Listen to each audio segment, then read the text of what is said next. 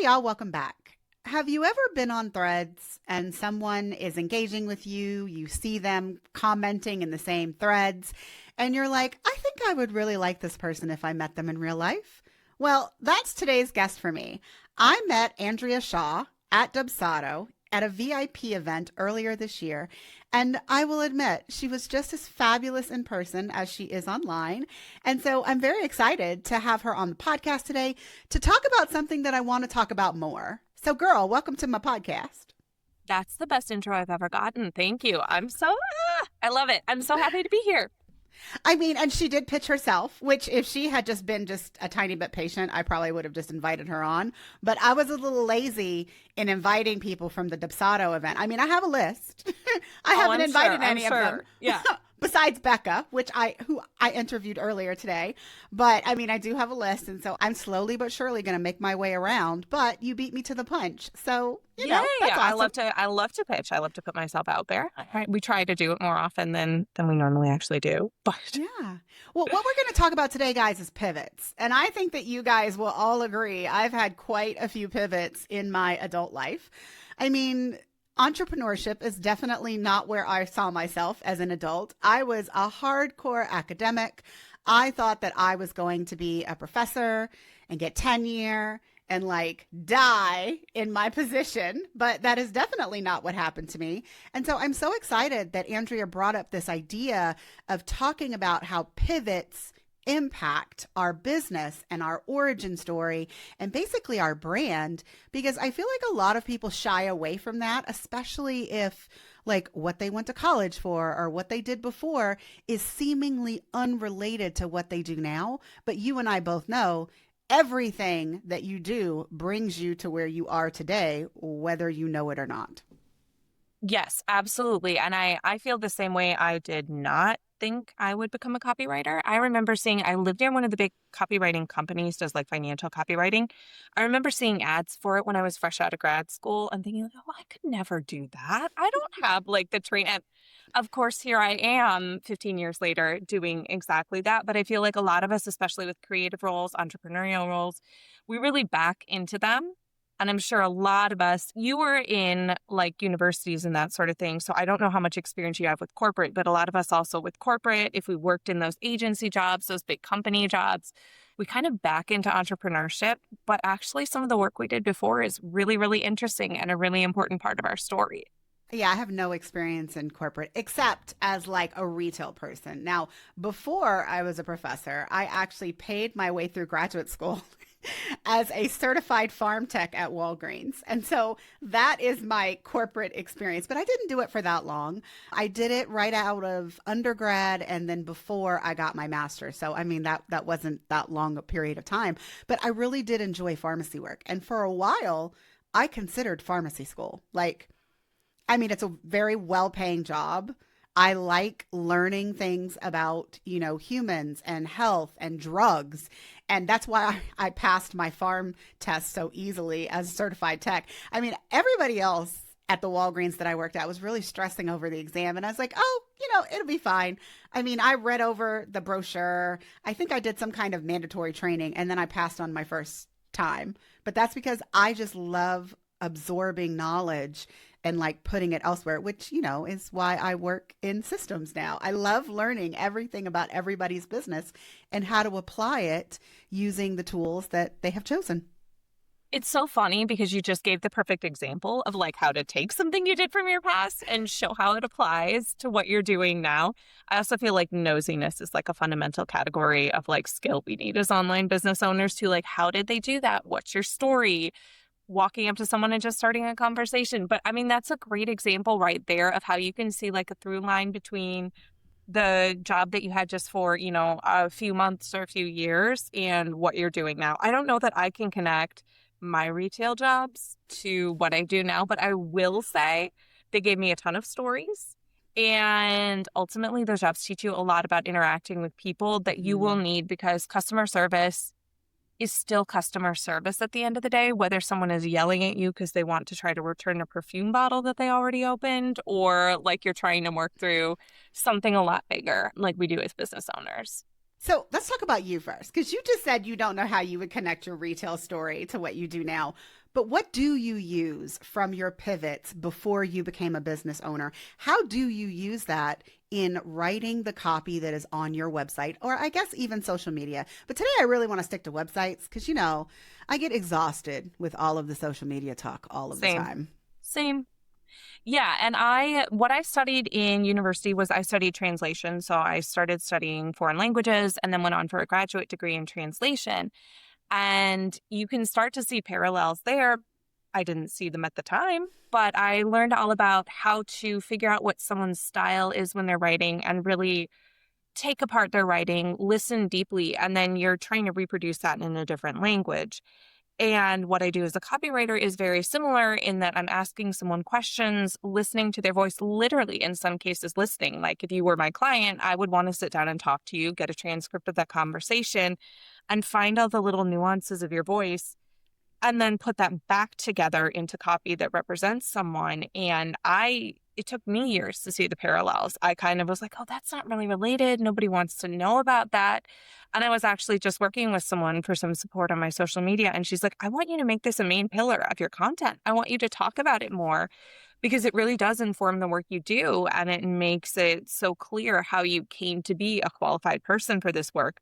But I think a lot of times we're like, oh, but does anyone really want to know? They want to hear, they just want results or whatever. But over and over with my clients too, I see the same thing, that there are all these fascinating stories lurking in the background. And interesting stories come out when you start talking about all the different pivots you've made in your career. I mean, no, I'm nosy as fuck. I want to know what everybody, like today, even in my interview with Becca Berg, the co-founder of Dubsado, I started that interview in a very different way than I typically do. I started asking her about her relationship with her husband.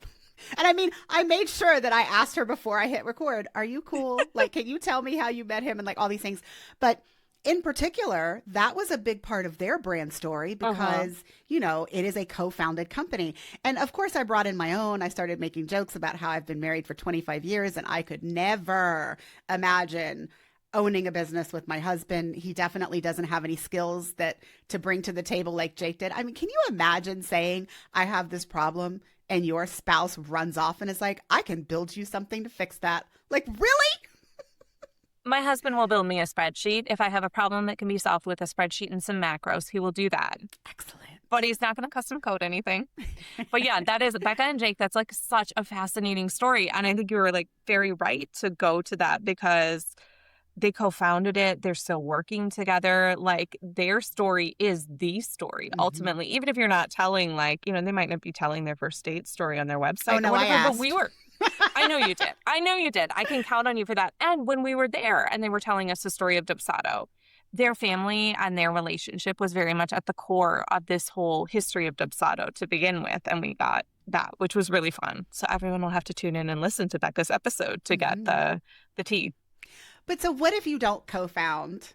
I love that this is tying back to that episode. But what happens if you don't co-found like a company? We're talking about pivots, but like how important are your pivots in comparison to like maybe the things that have happened, in however many years it's been? So as a copywriter, Andrea, I guess what I'm asking you is when you are digging into someone's story, how do you determine what is like the tidbit that is going to be interesting enough to draw someone's attention or not?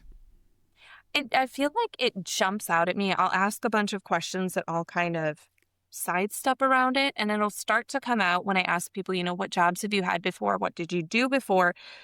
And this subtext of please answer this, even though it seems irrelevant. I swear it is relevant to the story.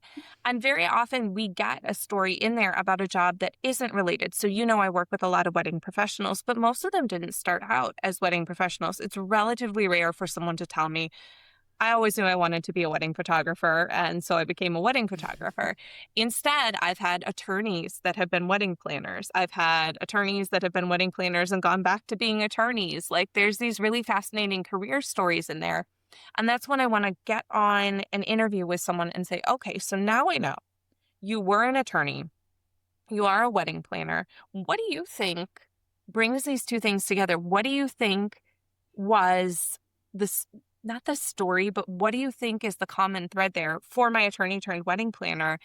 it was really obvious. It's that she's a crossed T's, dotted I's person. We say that in her copy. We don't just dot your I's, we dot your J's. Like she is. And we got such good copy out of it because we also called her a type A planner for type A people. So you don't have to be type A about your wedding. And That's that through good. line of her being an attorney is like, yeah, you can trust someone who worked at a big firm. She wasn't just like a, totally unrelated to this stuff. She worked in a big firm where she really had to care about the details if she wanted to keep advancing. And that really played well into her copy, but it also drew this connection between her and a lot of her clients who really want someone reliable, who have to show up and perform every day in their job, and want someone to show up and perform every day in the job they're assigning to this person as their planner. That is so interesting. And I think right now I want to say out loud the thing that I'm thinking in my head. And that's, I think when you first pitched this to me, I was thinking of pivots related to like your About Me page. And I just realized listening to you talk about how you got that, we don't just dot your I's, we dot your J's, and that she's a type A planner for type A people. Like that's not copy that you probably put on her About page. You probably use that somewhere else. So tell It's on me, her homepage. yeah. Yeah. I mean, I'm realizing this now. So is that what you start with? Like, do you start with someone's origin story, their previous business experience, what they went to college for? Like, are you getting all of that before you even think about writing the copy for the main pages? Because again, I think in my mind, I sat here and I thought, oh, well, she uses this to write like a really good About Me page. And then maybe that gets sprinkled into other areas of the website, but it's not like, it's not the thing, it's not the foundation. But I just realized I think you are using it as the foundation for the rest of their copy. It sometimes is the thing. Absolutely. It is the first question I had two questions related to it and they're on different parts, but one of my first questions is like basically just start at the beginning. Tell me what I need to know.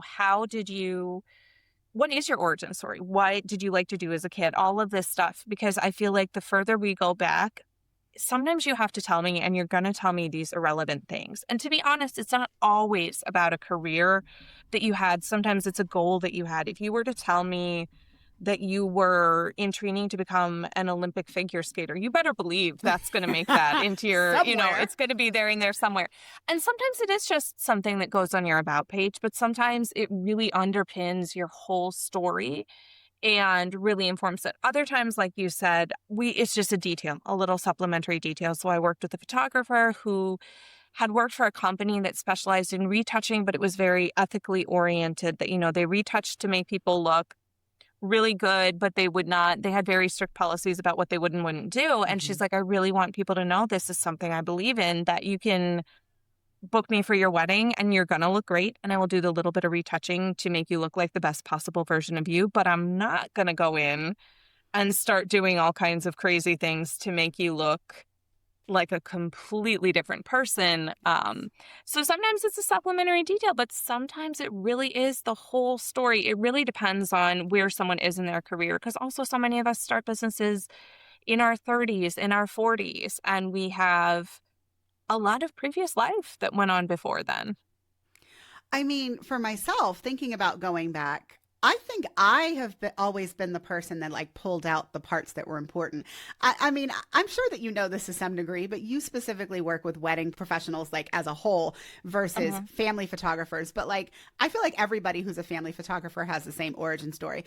I had kids. And then I discovered how important photos were. I mean, Andrea, literally, this is what every single person says. And so you do have to get beyond that. Yes, you picked up a camera because you became a mom or a dad, and all of a sudden you wanted to document your kid, and then you did it for others. And again, they all have like the same origin story of, well, and then my friends started asking me to take pictures of them. I mean, it is literally a carbon copy, like copy and paste every single time I ask somebody that.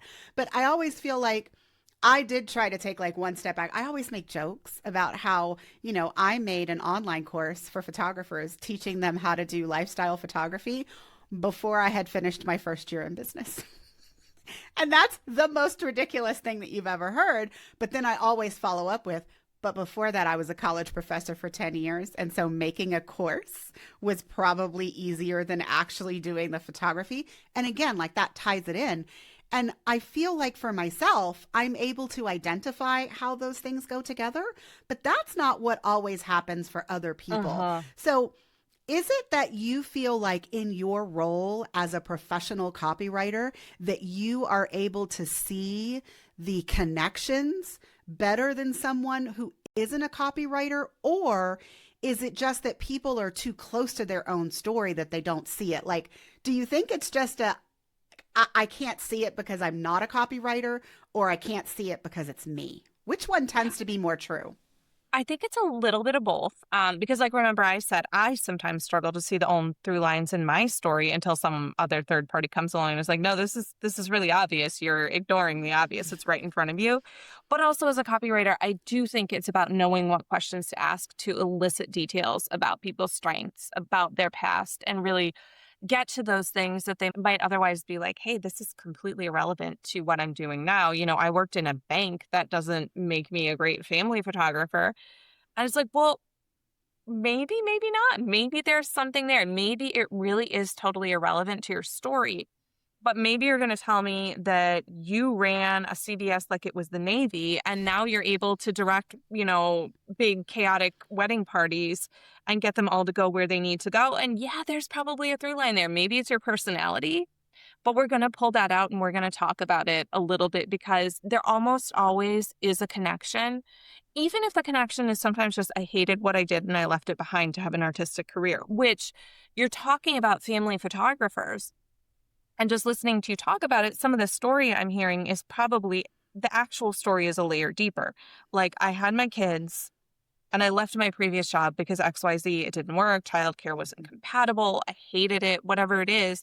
And now I'm doing something creative and fulfilling. And there's another layer of story there, but you have to dig a little bit. I would never say I'm a journalist, but I do feel like you use some of the same techniques where you're digging for that story underneath the surface story we all start telling about ourselves. And it does require you to go deeper. It does require you to not accept what someone tells you is their story and ask additional questions to like pull it out. I feel the same way when it comes to systems. Like if I ask you what you want to do with your clients or what you want your systems to do for you, sometimes I get this, list. Some people come with a list, some people don't. But when they come with a list, I'm always like, but why do you want to do this? Like, have you considered A? Have you considered B? Is that really important to you? Like, I have to get into it. And then that's when we start to like really develop the full systems that will help them run their business instead of just what they thought that a tool could do for them, what they thought that they wanted to do with their clients. I mean, I do feel like you probably consider yourself a little bit of a strategist in there with the copywriting. Of course, yeah. And I feel like those of us that like add the word strategist to the end of our description are people who act like journalists. Like, no, I want to get everything. I want to get down to the nitty gritty. And then I'm going to help you pick out which parts are important so that we can build systems that really do work for the way that you want to run your business, the way that your brain works, and what your clients actually need. Because even if all of us do the same thing, it might be that you're attracting a client that needs something different than what, this other service provider is, the type of clients that they're attracting. And so everything is really like personalized and customized.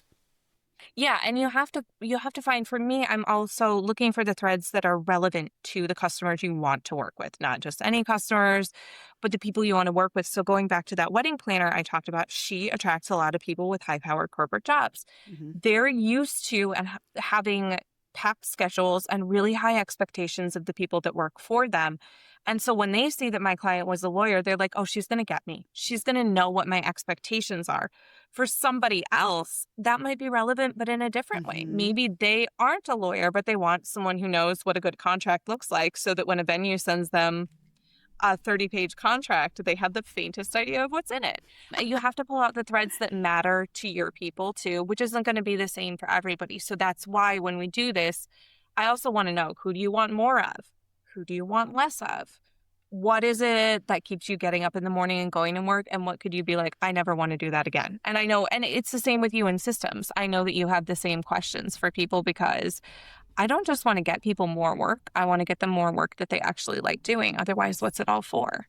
I mean, and I think all of us ask a variation of the question, like, what's your worst experience working with a client? For you, it's you want to make sure that the copy doesn't attract that particular kind of Yes. person. For me, it's I want to make sure that we're setting boundaries in your business. And maybe like part of your inquiry process can weed those people out if your website or your copy, because it wasn't written by Andrea, doesn't weed the people out for you.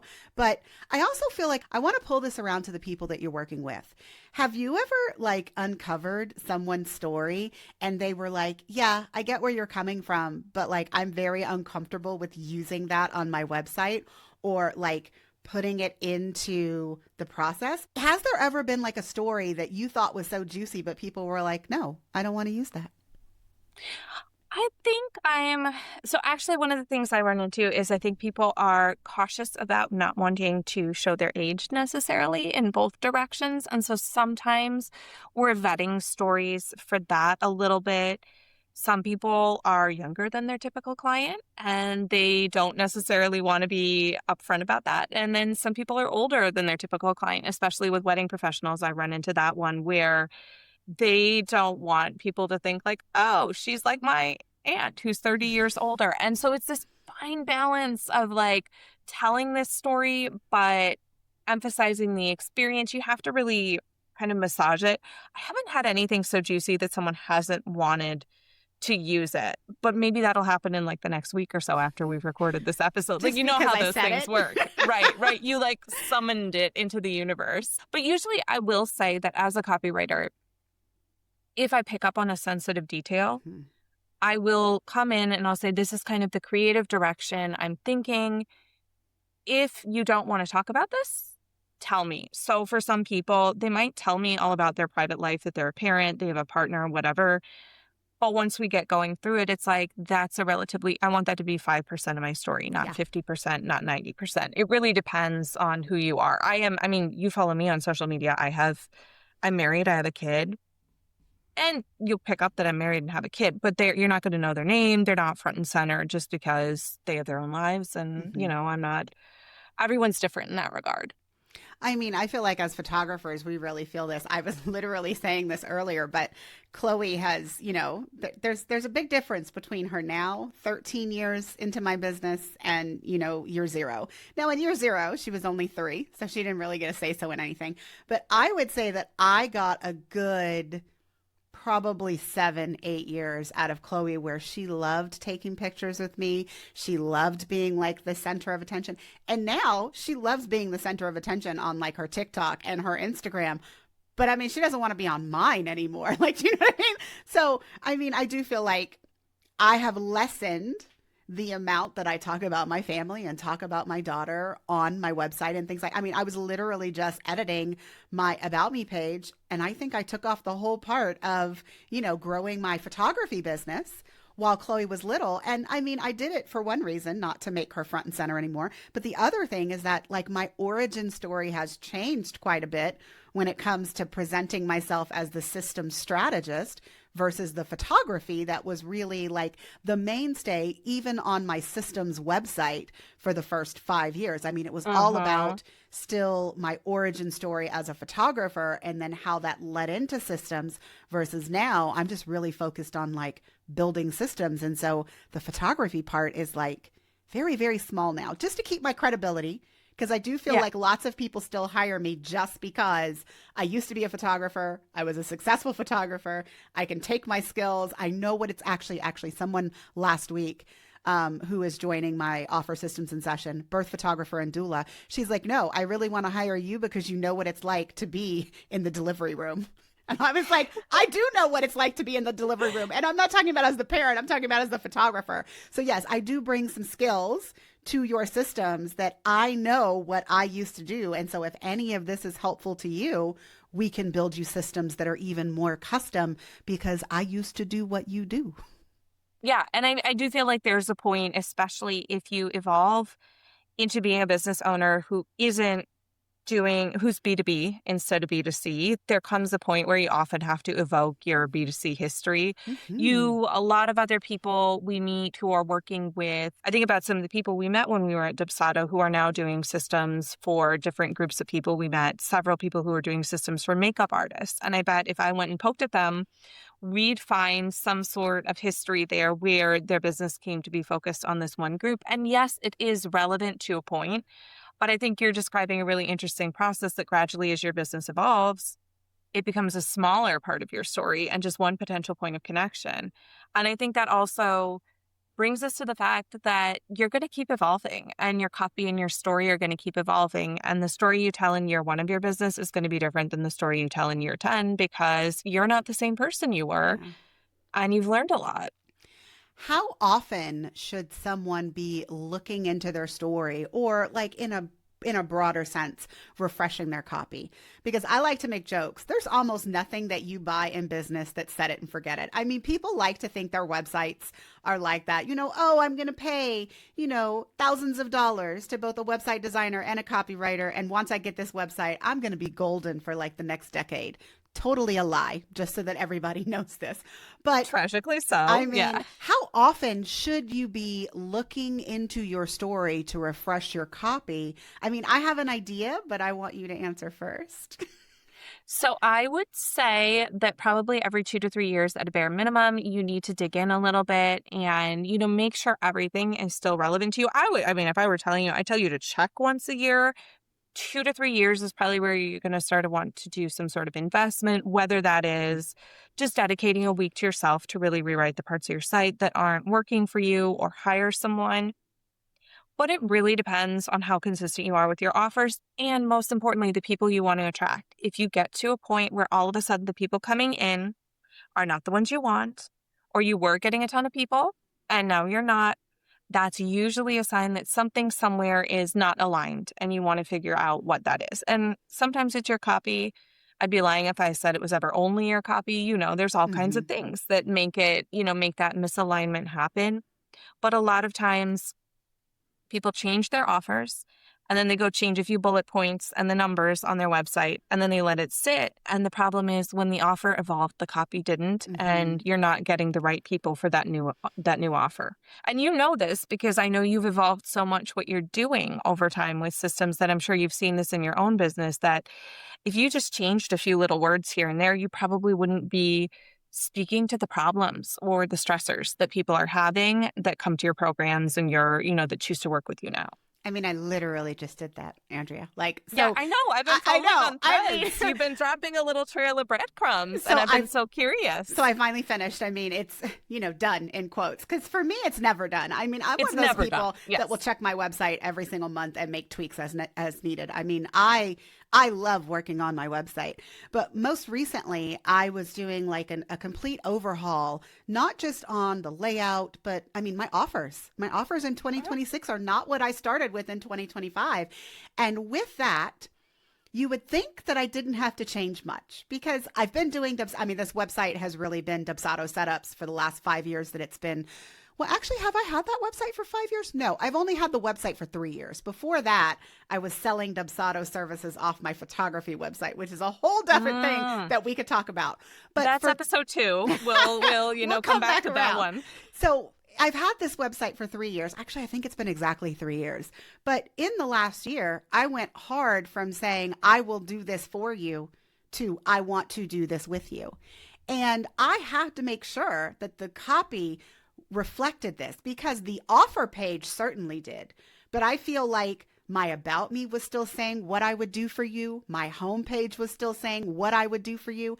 And it really was like a misalignment. I feel like people who hit the sales page for Systems in Session really knew what it was about.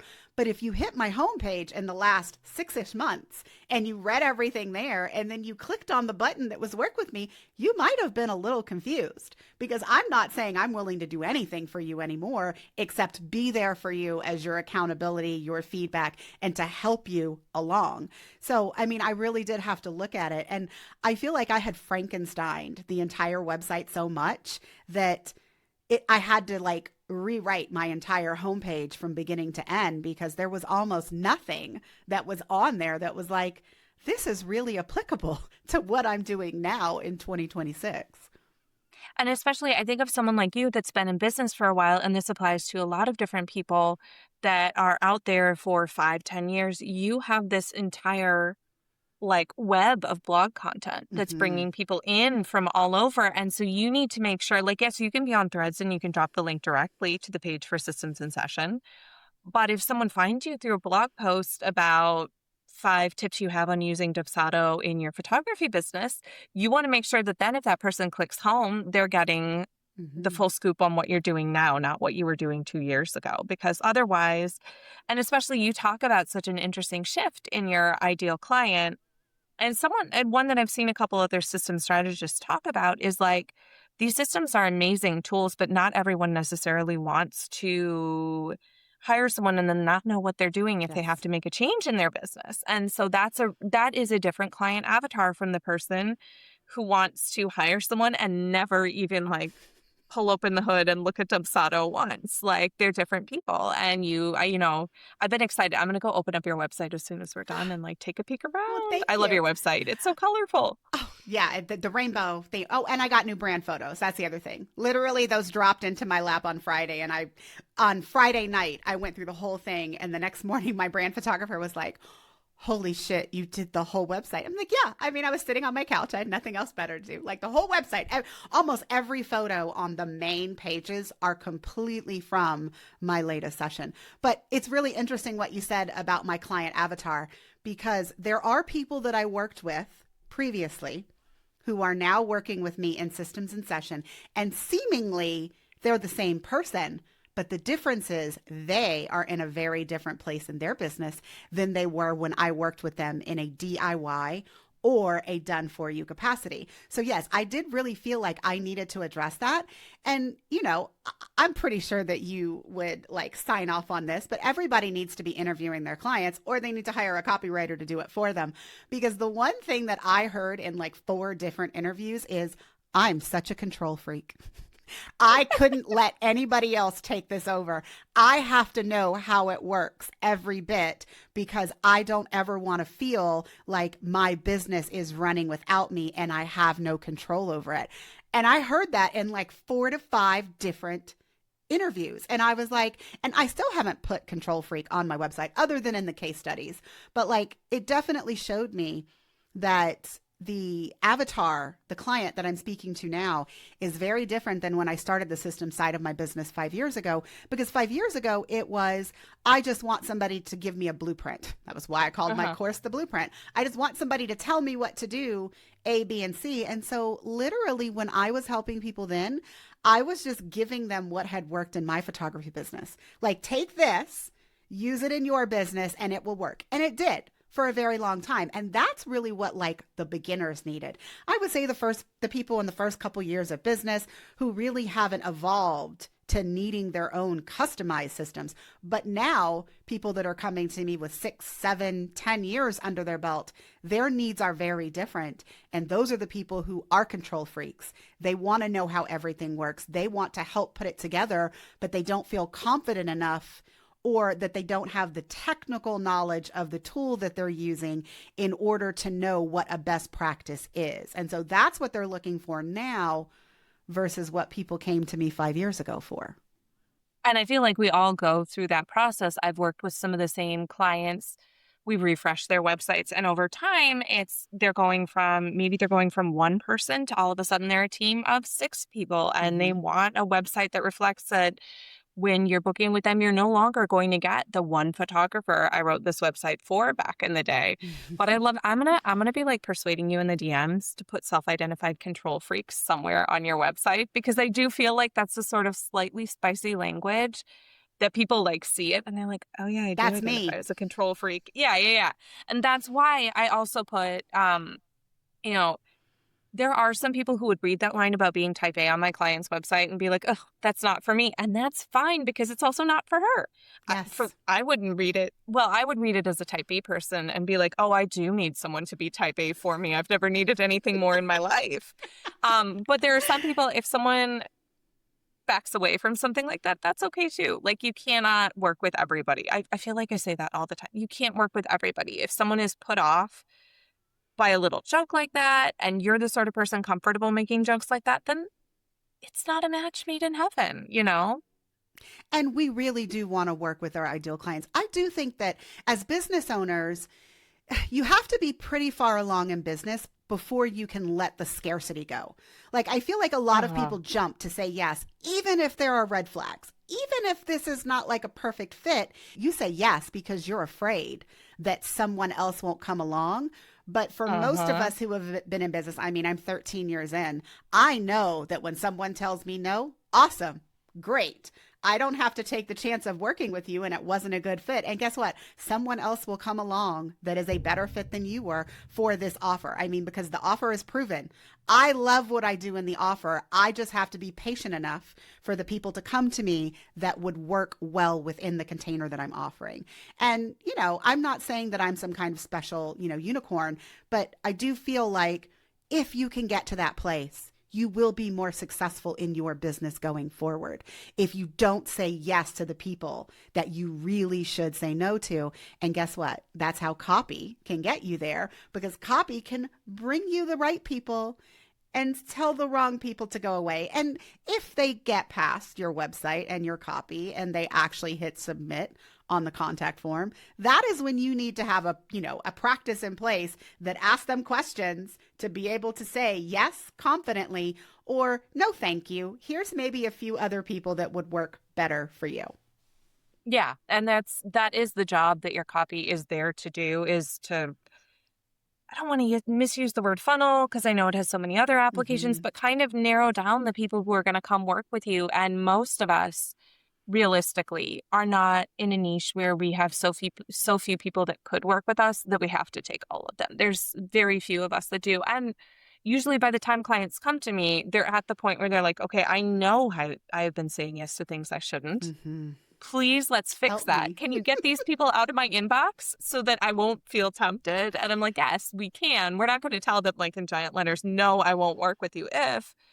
But if you don't want, if you're a photographer who doesn't want to work with 15-person wedding parties anymore, we use the word intimate on your Mm-hmm. website. And, we talk about how you want to be surrounded by familiar faces and there's a lot we can do without ever being truly negative. Of course, there are people who are spicy and we love them, but the reality is that's not everyone. And you don't have to come out and say, this is what I hate, I don't want to do any of it, to filter out those people. We can be subtle about it and still tell your story in a way that's going to get the right people to you.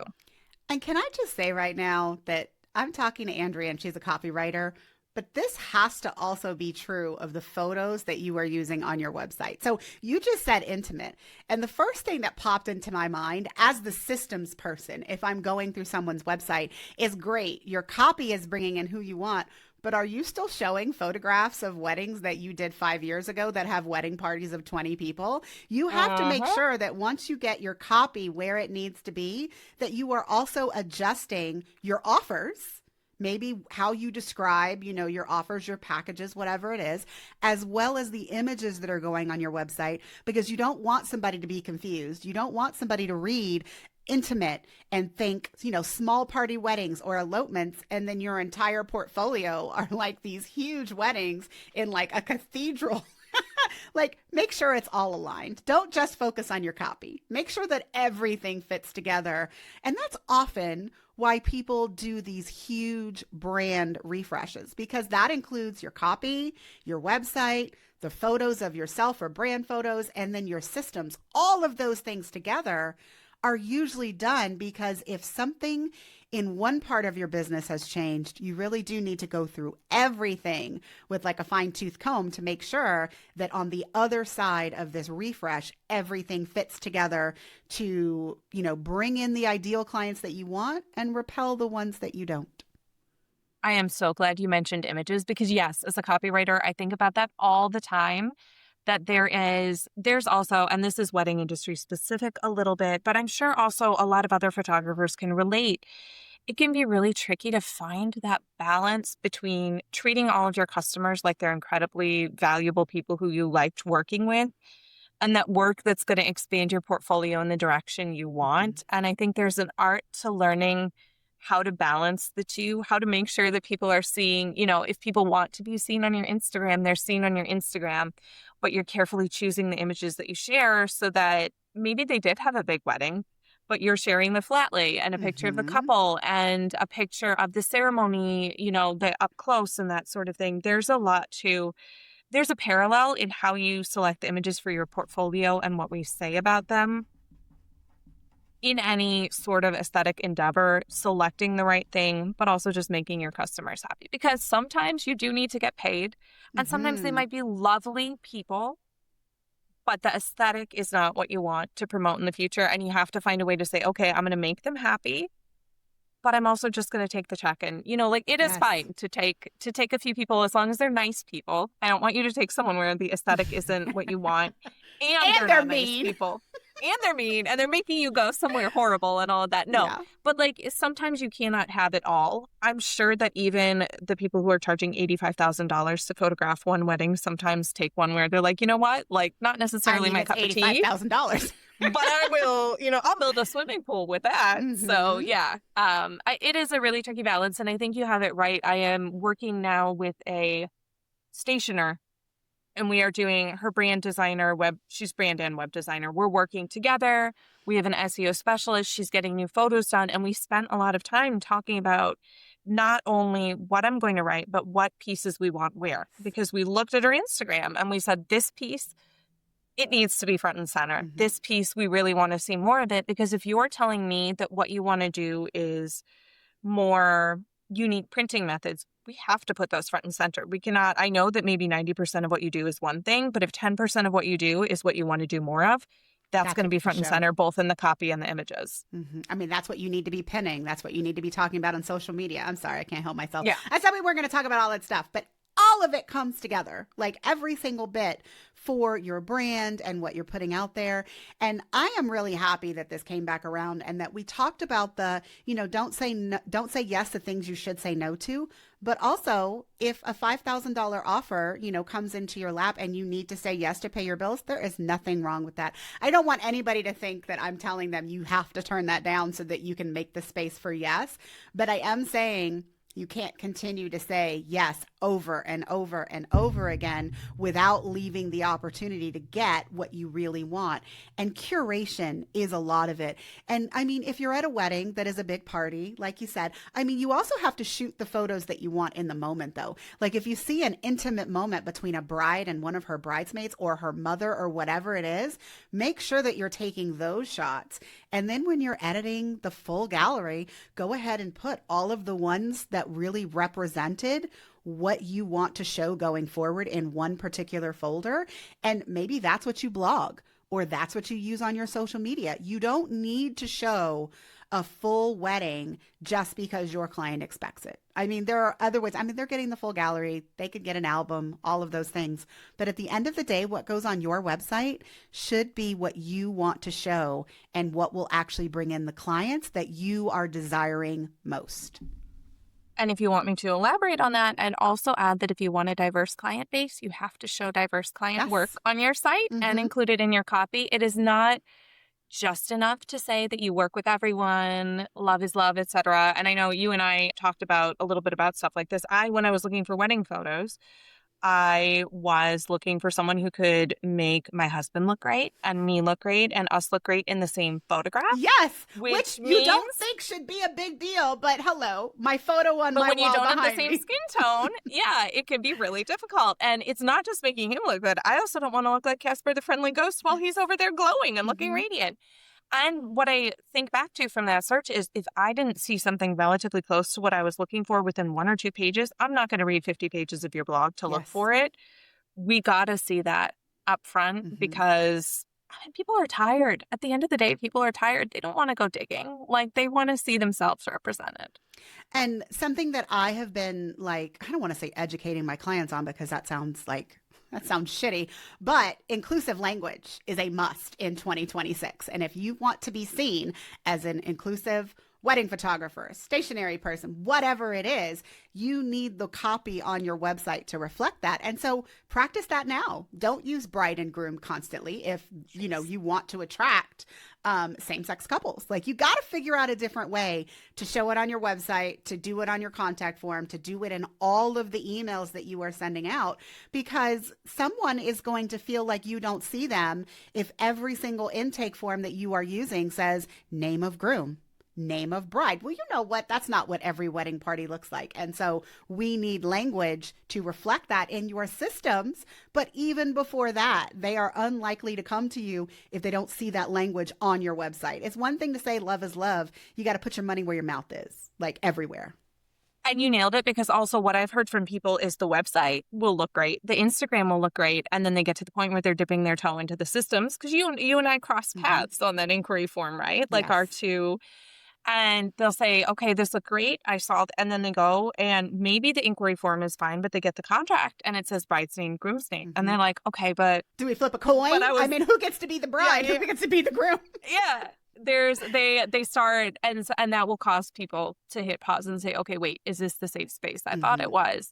So I think what you and I are both saying is it has to be a consistent follow through. If you're going to do that from your copy to your systems, it all has to flow one into the other. Otherwise, you're going to turn some people off who might make amazing clients and who you want to cater to. But it's just that your sample contract came with something and you forgot to change that field. And like, let's not let them down over that, you know? Yes.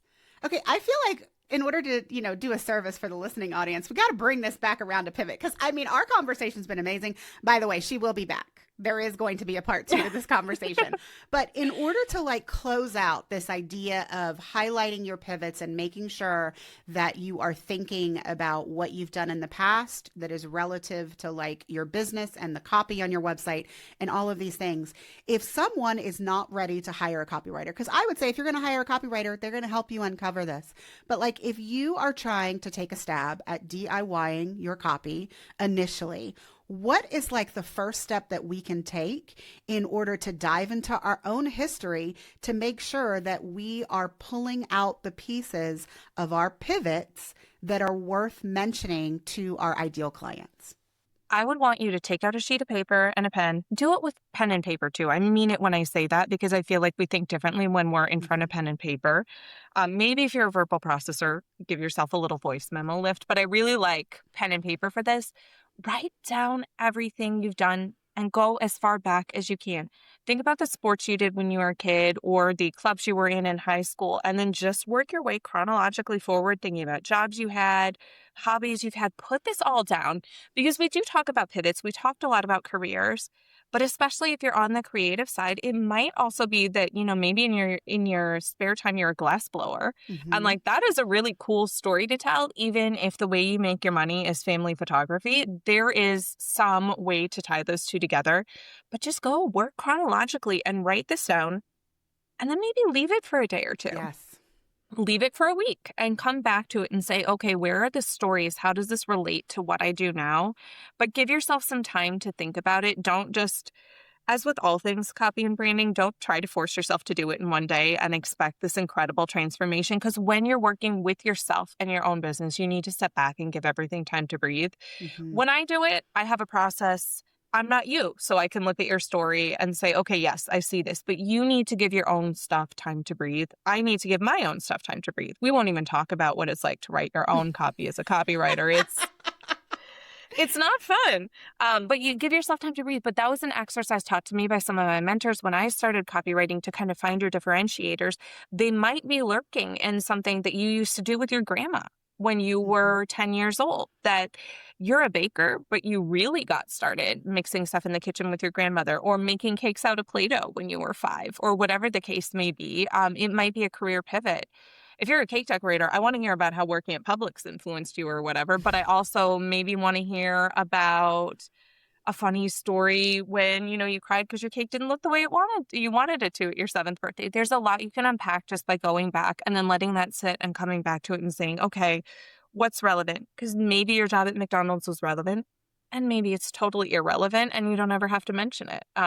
Although sometimes I will add that those things that aren't necessarily relevant to your career path, if they're a commonality with some of the people you work with, then by Yes. all means mention them. If you were a dog walker and now you're a wedding photographer, you don't, there doesn't have to be a story there, but if they know you're dog people, they're going to be like, okay, my person. My If your people are person. dog people, mention that. If your people are cat people, you know, there's little tidbits too. I have on my own about page things where there's no story. There's just a line or two where someone can come on my call, sit down and, you know, we have an icebreaker ready to go because they've read that I don't drink coffee. And they're like, oh, weird. Why? You don't drink coffee? No, I wish you drink guys tea. could see my face. Okay, you drink I know. tea. Okay. I drink tea and I drink Diet Coke. So it's not like I'm living a no caffeine life over here. I don't drink You're not coffee. secretly from Utah? Okay. I am not. No, we need, listen, I'm going to hold up. I have a water bottle that says there's nothing a Diet Coke can't fix. Oh, that is adorable. Yes. I mean, and you know what? I know people that would love you just because you love Diet Coke. I have a client. Her name is Kelly. Hello, Kelly, because you've listened to every episode. Andrea is going to be your new best friend. She did an entire Diet Coke themed branding part of her session. I probably will do that too. I was just coming up with, I met with a social strategist and we came up with a fun hook for some reels that's related to Diet Coke. Okay. So yes, yeah, that's a perfect example though. It's like, you could just say, well, who cares if I drink a Diet Coke every day? And some people won't, but some people are going to read that and be like, oh, that's my girl. Okay, we're gonna sit down with the Diet Coke. Yeah.